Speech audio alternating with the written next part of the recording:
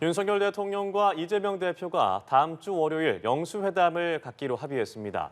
여야 모두 협치를 외치는 상황에서 어떤 결실을 내어놓을지 주목되고 있는데요. 네, 두 분과 그 밖에 정치권 소식 짚어보겠습니다. 최수영 시사평론가, 김성환 시사평론가 모셨습니다. 안녕하세요.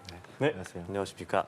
네, 윤석열 대통령과 이재명 대표의 영수회담이 성사가 됐습니다. 당초 민주당은 사전 의제 조율 없이는 만날 수 없다는 입장이었고 이게 반복이 됐었거든요. 어제 이 대표가 다 덮어두고 윤 대통령 만나겠다 하면서 성사가 됐는데 이 기류가 바뀐 배경에는 어떤 게 있다고 볼 수 있을까요? 그러니까 저는 두 가지 측면이 있다고 봐요. 그러니까 지금 네. 이게 제안이 이제 윤 대통령이 이재명 대표에게 전화를 먼저 회동한 거, 그러니까 제의를 한 거잖아요. 그런데 이제 이 논의 과정에서 이제 우리가 흔히 어떤 문제 해결을 할 때 실무선에서 의제 조율을 거쳐가지고 위에 올라가서 최종 승인을 받는 그런 형식을 바텀업 방식이라고 하지 않습니까? 네. 그 방식을 택했는데 여기서 너무 이제 말하자면은 실무선에서 이런 의제는 되고 이런 의제는 안 된다. 이렇게 치열하게 공방이 되니까 닷새 동안 진전이 전혀 없었잖아요. 그러다 보니까 일종의 그러면은 그 양 정상들, 그러니까 정상급들이 결정해서 다시 아래로 내려보는 이른바 탑다운 방식으로 전환을 한 거죠.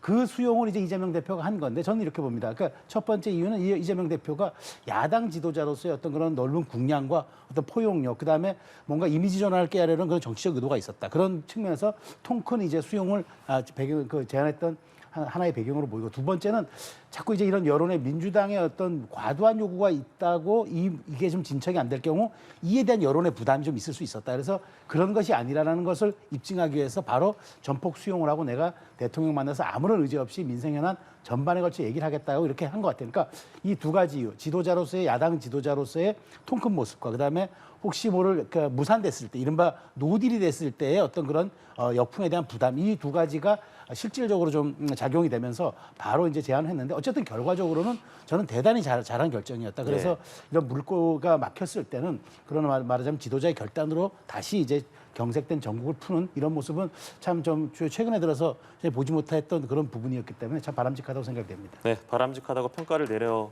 놓으셨습니다. 19일에 이제 전격적인 통화가 있었잖아요. 윤 대통령과 이재명 대표. 근데 일주일이라는 시간이 걸렸습니다. 어떤 배경이 좀 작용했다고 보세요?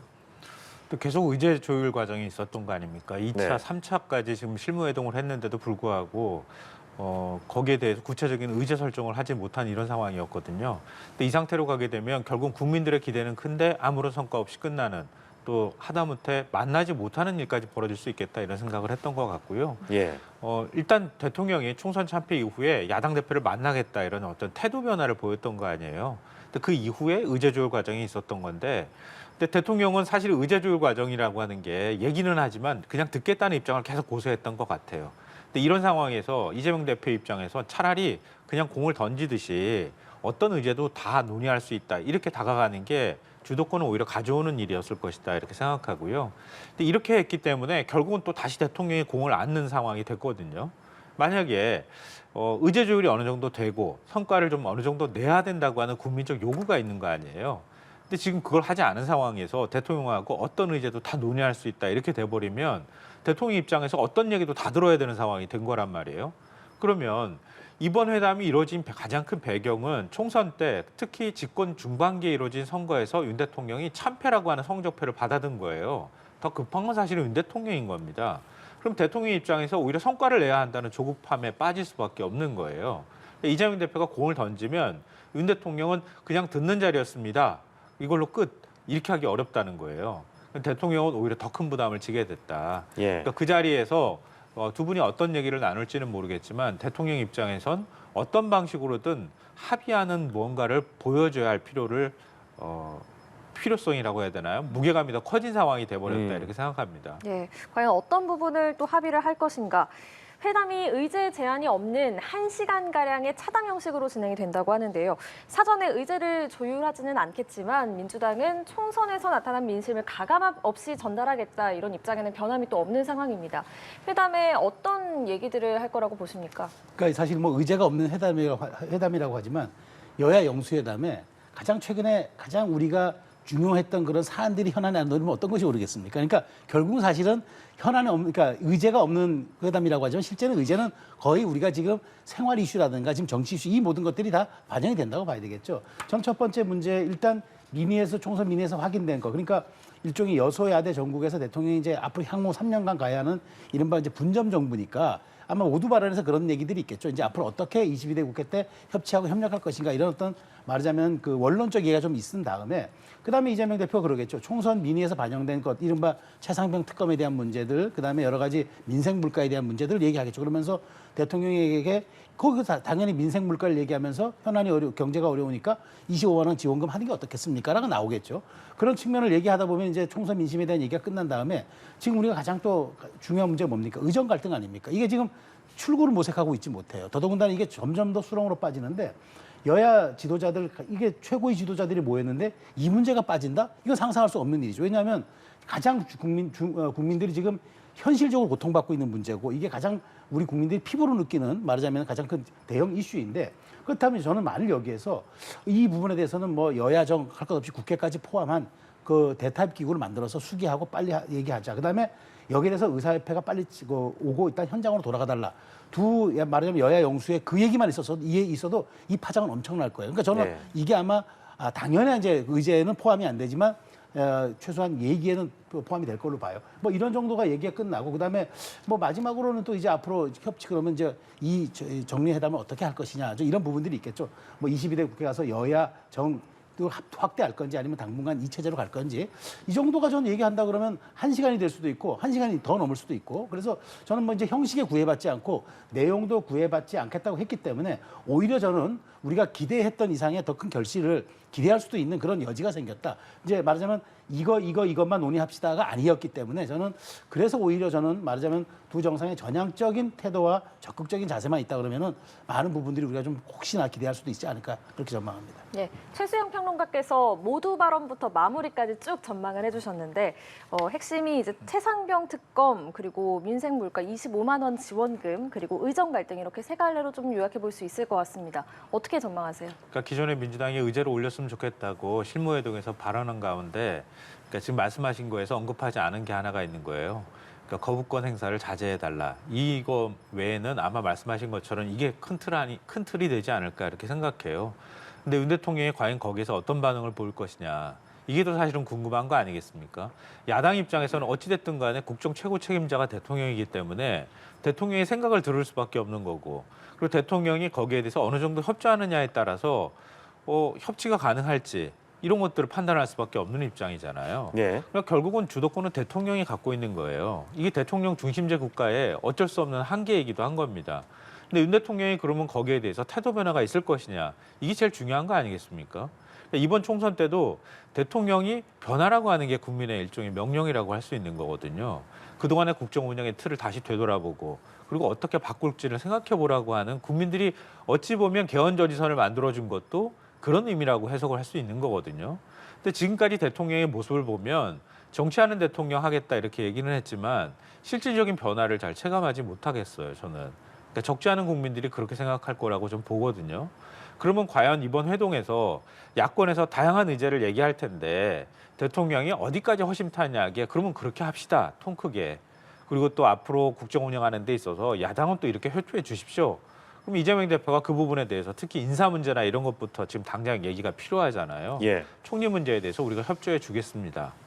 그러면 대통령 입장에선 대통령이 국정을 펼칠 수 있도록 하되 대신에 어떤 국회 입법 사안들이 너무 많잖아요. 그런 부분에 있어서 야당의 협조를 얼마나 구할 수 있는지 야당 입장에서 그동안에 대통령 국정 운영하는 데 있어서 문제로 여러 가지 지적됐던 최상병 특검법부터 지금 현재 벌써 이제 제2가 이루어질 수밖에 없는 이태원 참사 특별법 문제도 마찬가지일 거고요. 그리고 지난번에 이미 거부권을 행사했지만 야권에서 얘기하는 공정이라는 화두로 볼 때 김건희 여사 특검법도 역시 마찬가지일 겁니다. 근데 그런 부분에 있어서의 접근이 서로 간에 이렇게 왔다 갔다 하면서 이루어져야 할 텐데 과연 가능할까? 그러니까 그 부분에 대해서 좀 걱정이 된다는 거예요. 저뿐만 아니라 이건 뭐 여당 내에서도 걱정하시는 분들이 전 많다고 생각하거든요. 그러니까 그런 면에서는 대통령이 좀 크게 수용하고 또 크게 요구하는 그런 회담이 됐으면 좋겠다 이렇게 생각합니다. 예, 총선 결과를 두고 이제 여야 모두 협치를 맺히고 있습니다. 이제 그만 싸우고 뭔가 의도를 나누자라는 의미에서 영수회담이 성과로 이어질지가 관심을 모으고 있는데 영수회담 시에 이제 윤 대통령과 이재명 대표가 독대를 한다거나 이 공동 발표문을 발표할 것인가에 대한 집중도 있는 것 같습니다. 그게 좀 어떤 의미가 있다고 좀 볼 수 있을까요? 제가 크게 주고받았으면 좋겠다 이렇게 말씀을 드렸잖아요. 그게 네. 만약에 가능하다라고 하면 뭐 공동 어떤 성명이 나오거나 뭐 합의문이 나올 가능성이 있겠죠. 그리고 더 좋은 그림이라고 하면 두 분이 기자들 앞에 나서서 질의응답도 받고 그리고 자연스럽게 더 분위기를 좋게 만들었으면 참 좋겠다 이런 생각은 하는데요. 네. 이건 뭐 아직 회동이 끝나지 않은 상황이기 때문에 제가 섣불리 너무 부정적으로 얘기하면 하기가 조금 조심스럽긴 한데요. 긍정적으로 좀 보신다면. 지금까지 흘러왔던 방향으로 보면 그렇게 썩 긍정적인 결과가 나올 것 같지 않아서 그래서 좀 걱정이 됩니다. 왜냐하면 우리 외교에 있어서 흔히 하는 말이 의전이 처음과 끝이다 이렇게 얘기를 하잖아요. 예. 근데 이번에 회동을 할 때 사실은 많은 국민들이 차다부터 오찬을 해서 대통령이 이재명 대표를 위한 뭐 여러 가지 찬도 좀 내놓고 뭐 탕평채를 내놓든가 아니면 이재명 대표 좋아하는 음식도 좀 내놓고 좀 예우하는 모습도 보이고 화기애애하게 시작한 다음에 그 다음에 단독 회동으로 들어가서 정말 허심탄회하게 이재명 대표하고 진짜 처음이지만 그동안에 안 좋은 감정이 있더라도 좀 털고 그리고 서로 간에 국정에 협조하는 모습 그런 그림들을 아마 많은 분들이 상상했을 거예요. 근데 지금 차담회 형태로 간다는 거 아니에요. 그리고 지금 예상으로 1시간이다 이렇게 얘기를 하고 있거든요. 예. 인사하고 도대체 얼마 많은 얘기를 속내를 다 털어놓을 수 있을까. 그리고 그런 의전이 없는 상태에서 그동안에 불신이 많이 쌓여 있는데 그 짧은 시간 안에 서로의 흉금을 다 털어놓을 수 있을까? 그게 잘 머릿속에 그려지지 않는다는 거예요. 그러니까 자칫 거기에서 더 갈등이 커지지 않을까 이런 걱정은 네. 있는데요. 그래서 차라리 저는 국민들께서는 굉장히 많은 이제 성과를 기대하고 있을 거라고는 생각하는데 최소한 민생 문제에 있어서 대통령이 야당의 협조를 구하고 그 정도까지만 합의한 다음에 그러니까 앞으로 국정을 운영하는 데 있어서 뭐 여야정 협의체든 어떤 형태든 상시 채널을 유지한다. 그리고 대통령이 이재명 대표 전화번호도 이제 갖게 됐다고 하니까 언제든 이재명 대표랑 또다시 만나겠다. 이런 희망 정도만 확실하게, 그러니까 분명한 메시지가 나오는 게 중요하거든요. 대충 얼버무려서 추상적인 메시지 말고 그런 부분에 있어서만큼이라도 딱 합의하는 모습을 보이고 또 다른 약속을 하는 그 정도까지만 하더라도 국민들은 기대를 할 것이다. 지금은 아니지만 이 다음에 협치에 대한 국민들의 기대가 사그라지지는 않을 것이다. 그 정도만이라도 이재명 대표, 윤석열 대통령이 성과를 만들어냈으면 좋겠다고 하는 게 개인적인 바람입니다. 예. 이번 영수회담은 각각 이제 3명씩 참모들이 배석해서 이루어지고 윤석열 대통령과 이재명 대표의 관계가 그동안 미묘한 무언가가 있지 않았습니까? 서로 독대를 한다거나 좀 약간 좀 예민한 사안들이 나올 수도 있고요. 이번 영수회담 이후에도 자주 좀 만날 수 있을 것 같으신지 좀 어떻게 예상하십니까? 뭐 이번 그 회동은 형식과 내용에 이제 말하자면 거의 구애를 받지 않기 때문에 예. 그 어떠한 일도 가능하겠지만 또 어떠한 일도 안 일어날 수 있겠죠. 그러니까 저는 여기에 대해서 모든 가능성은 이제 열려 있다고 보는데 중요한 건 이제 현재 합의된 바는 그거잖아요. 1시간 동안 끝나고 더 나갈 수 있지만 일단 끝나게 되면은 그러니까 양측의 배석자들이 이제 입장문을 발표한다잖아요. 근데 네. 아직도 뭐 공동 합의문 같은 거는 이제 그 합의가 되지 않았는데 근데 만일 제가 아까 말씀드렸지만 의정 이 갈등에 대한 여야의 어떤 그 두 분의 이제 말하자면 입장차가 좁혀져 가지고 어느 합의의 지점에 이르면 이건 공동 합의문 형태가 될 수가 있겠죠. 그렇기 때문에 저는 뭐 있다 없다를 지금 여기서 예단하는 건 좀 어려운데 어쨌든 이 영수회담의 성격이 그거 아닙니까? 우리가 22대 국회를 앞두고 여야 협치와 전국된 경색 타파라는 큰 문을 열기 위해서 그 문을 열기 위해서 잡는 손잡이 같은 역할을 하는 거거든요. 네. 손잡이가 문은 아니지만 손잡이를 비로소 잡고 돌려야만 문이 열리는 것 아니겠습니까? 그런 측면에서 이번 영수회담은 그 중요한 손잡이의 역할을 하기 때문에 너무 많은 것을 또 바라도 안 되겠지만 너무 또 말하자면 일종의 빅딜이 안 되면 스몰딜이라도 해야지 노딜로 끝나면 이건 매우 위험한 상황이 올 수밖에 있고 대통령은 대통령대로 말하자면은 정치하겠다라고 얘기했던 그 말씀에 대한 상처를 입고 이재명 대표는 역시 이런 기회를 줬는데도 야당 지도자의 어떤 말하자면 큰 틀의 모습이 아니라 약간 현명한 모습을 보여줬구나 이런 평가를 받을 수 있기 때문에 노딜은 서로 피해야 되는 상황이거든요. 그런 측면이라 그러면 저는 제가 보기에 양쪽에 아주 말하자면은 후위를 기약하는 정도의 입장문은 나올 것 같은데 중요한 건 공동 합의문 같은 정말 의정 갈등에 대해서 이런 것 혹시 뭐 재난지원금이라든가 이런 것에 대한 어떤 합의문 정도가 나온다면은 그건 훨씬 더 진일보하는 거겠죠. 예. 그런 측면 저도 기대합니다만은 저도 김상환 평론가 지금 말씀하셨지만 여기에 대한 약간 지금 그 우려도 있는 것도 상조하는 건 사실이에요. 근데 저는 이 부분은 윤석열 대통령이 어떻게 수용하느냐 저는 이 부분에 달렸다고 봅니다. 그러니까 자꾸 너무 부정적으로 말씀드려서 그런데요. 이것만은 하지 않았으면 좋겠다. 이 말씀을 하나 꼭 드려야 될 것 예. 같아요. 만약에 아주 구체적인 성과가 나오지 않으면 책임 떠넘기기가 나올 가능성이 굉장히 높고 언론 플레이를 하게 되거든요. 그러니까 상대편이 이래서 이런 얘기를 꺼냈는데 우리가 이렇게 얘기했는데 이거 안 받더라, 안 하더라. 이렇게 하면 다시는 안 만나게 됩니다. 그러니까 그거는 지금 배석자 3명씩 들어간다고 하는데요. 그거 신뢰만큼은 좀 지켰으면 좋겠다.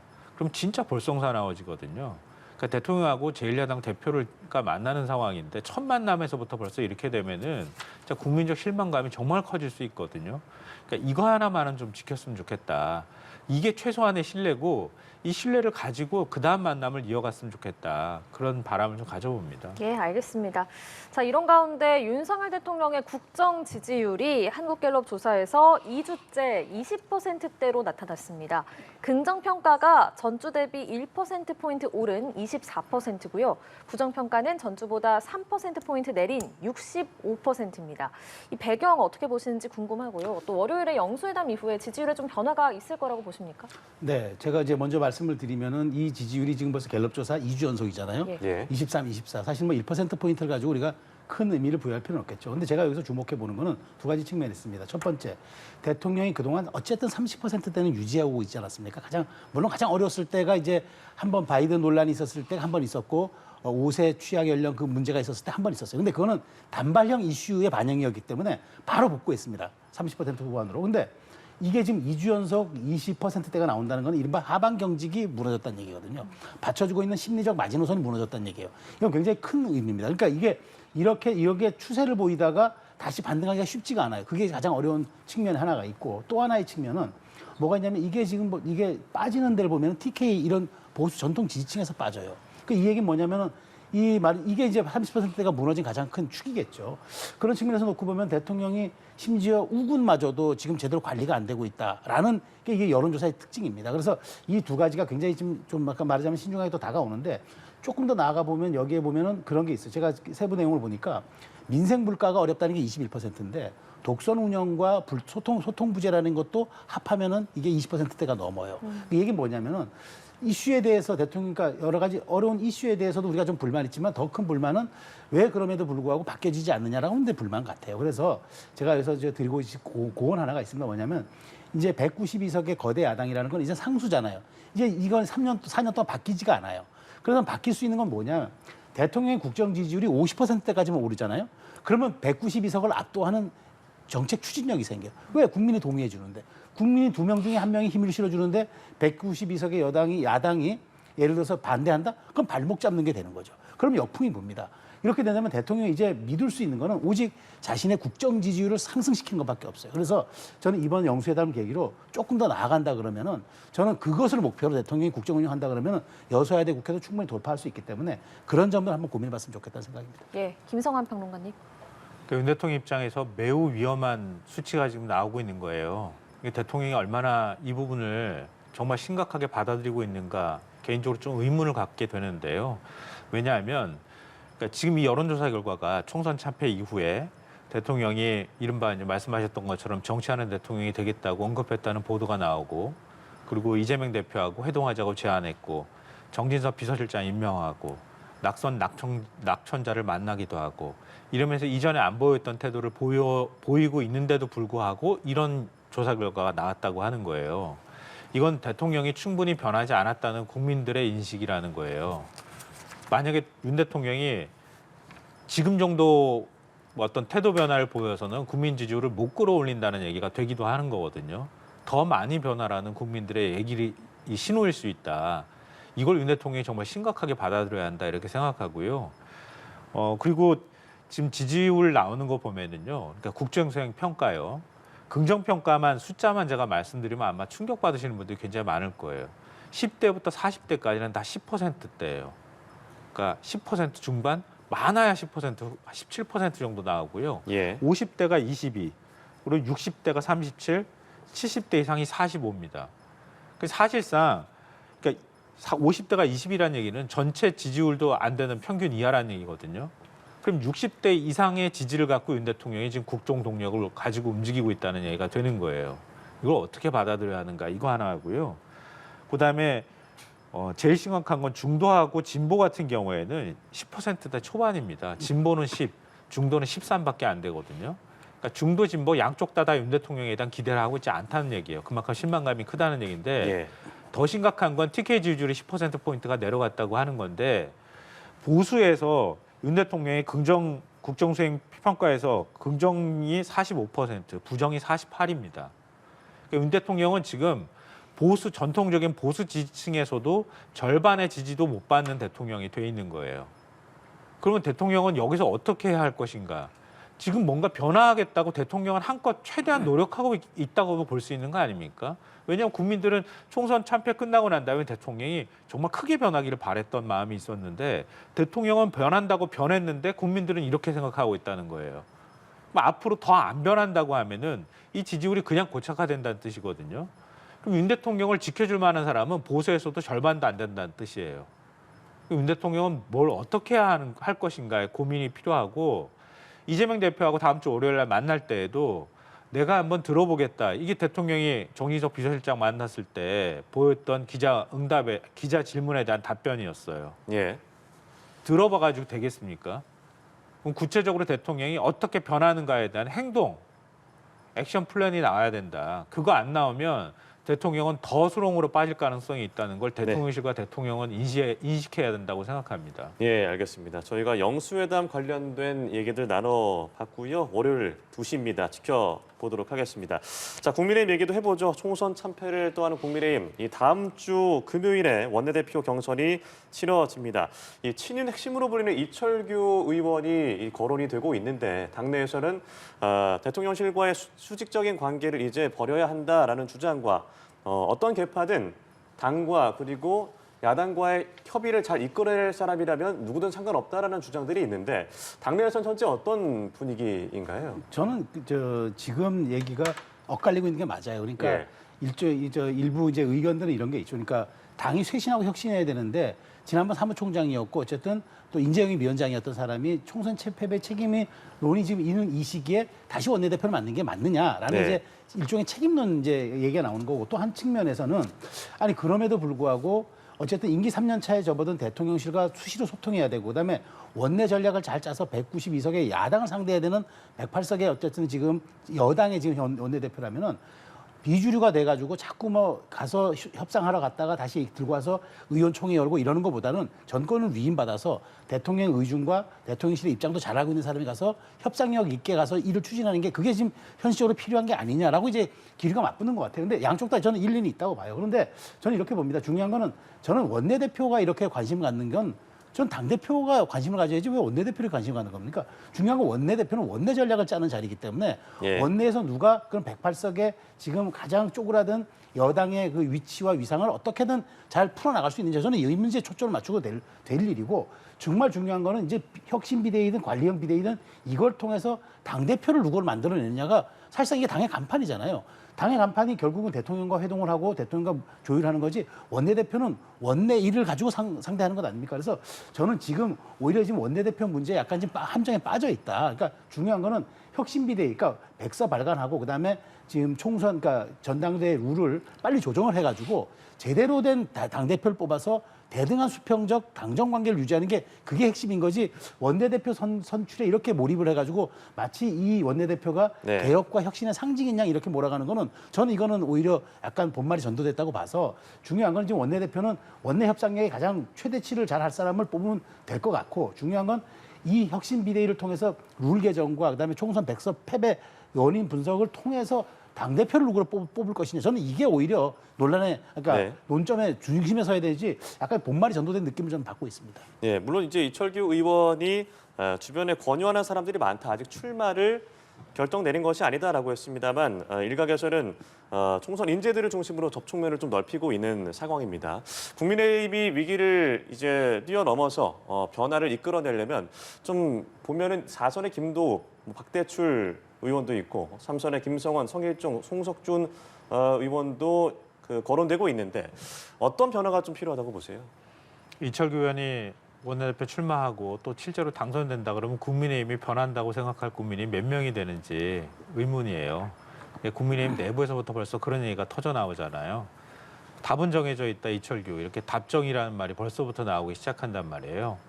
그러니까 이번 선거 끝나고 난 다음에 대통령도 그 엄청난 정치적 타격을 입었고 했지만 국민의힘이 선거를 치렀다는 입장에서 보면 국민의힘도 심판을 받은 거란 말이에요.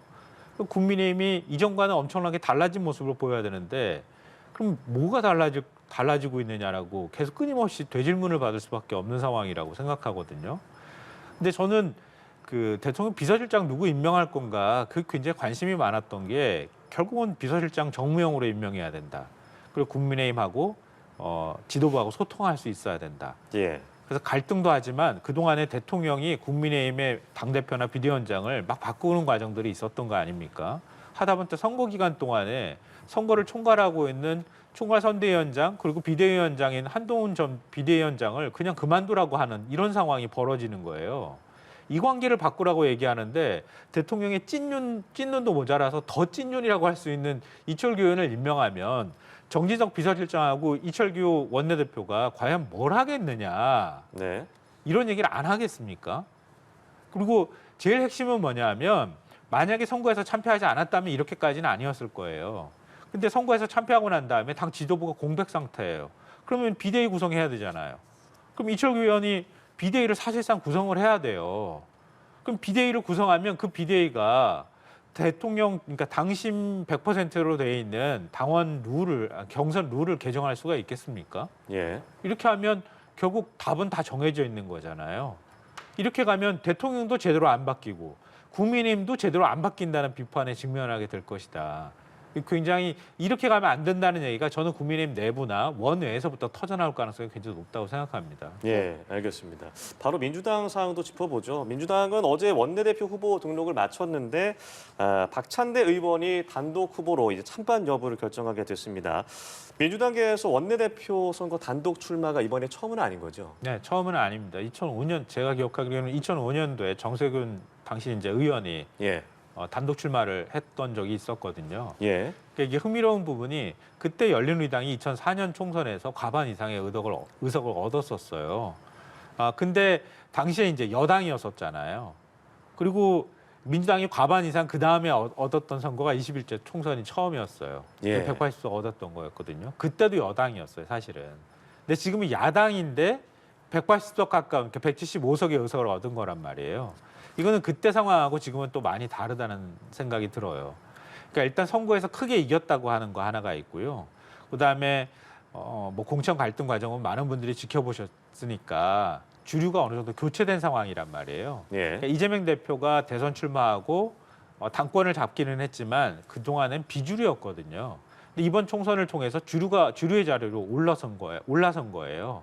그걸 박찬대 만약에 원내대표 단독 그 입후보로 보여주는 것 같아요. 제가 보니까. 그러니까 다른 경쟁이나 아니면 조금 이런 식이긴 하지만 내가 한번 해서 당권을 잡아보겠다든가 원내에서 뭔가 대표를 해보겠다는 사람이 안 나서고 있다. 이렇게 볼 수 있거든요. 한편으로는 자연스럽기도 하고 다른 한편으로는 우려스럽기도 하고 그런 거죠. 예. 그러니까 왜냐하면 너무 한쪽으로 힘이 다 쏠려버리면 그것에 대한 잘못이나 패배의 책임도 한쪽에서 다 져야 되거든요. 여기에다가 만약에 이재명 대표가 한 번 더 당대표를 하겠다 그러면 아마 부담이 더 커지겠죠. 그러니까 국민들은 이재명 대표 체제가 돼 있는 민주당이 앞으로 22대 국회에서 다음번 지방선거 대선까지 그냥 가야 되거든요. 갈 때 만약에 정말 수권 정당으로서 대한정당으로서의 야당의 모습을 보여주지 못할 경우에는 훨씬 큰 심판을 받을 수도 있겠다. 이 부분을 민주당 지도부는 항상 염두에 둬야 한다 이렇게 생각합니다. 예, 리스크도 분명히 있다라고 말씀하셨습니다. 말씀하신 대로 뭐 친명 일색이다, 일극 체제라는 비판도 나오고 있는 상황인데 민주당의 원내대표 선출과 관련해서 어떻게 보세요?